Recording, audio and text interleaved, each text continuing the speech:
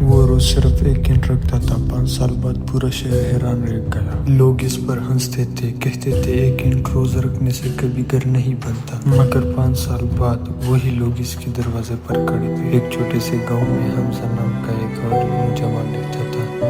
اس کا ایک خواب تھا، اپنی ماں کے لیے خوبصورت گھر بنانا، لیکن اس کے پاس نہ پیسے تھے، نہ زمین، نہ کوئی مددگار۔ لوگ اس کا مذاق اڑاتے تھے۔ ایک دن ایک بوڑھے مصری نے اگر ایک ساتھ 100 گھنٹے نہیں رکھ سکتے تو روز صرف ایک گھنٹہ رکھ دو۔ یہ بات حمزہ کے دل پہ اتر گئی۔ اگلے دن اس نے ایک گھنٹہ رکھی، پھر دوسری، پھر تیسری۔ کبھی بارش ہو، کبھی سخت گرمی، کبھی وہ بیمار ہوتا، مگر وہ ایک دن بھی نہیں روکا۔ لوگ کہتے یہ پاگل ہے، اس رفتار سے تو زندگی گزر جائیں گے۔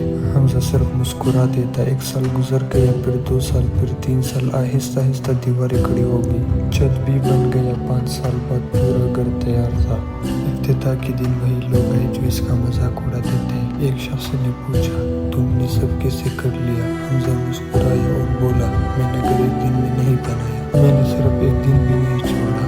اور بوڑھا مستری بھی وہی موجود تھا۔ اس نے کہا، کامیابی تیز دوڑنے والوں کو نہیں ملتی، کامیابی ان لوگوں کو ملتی ہے جو رکتے نہیں۔ حمزہ نے اپنے ماں کو نئے گھر کی چابی دی۔ ماں کی آنکھوں میں خوشی کے آنسو تھے۔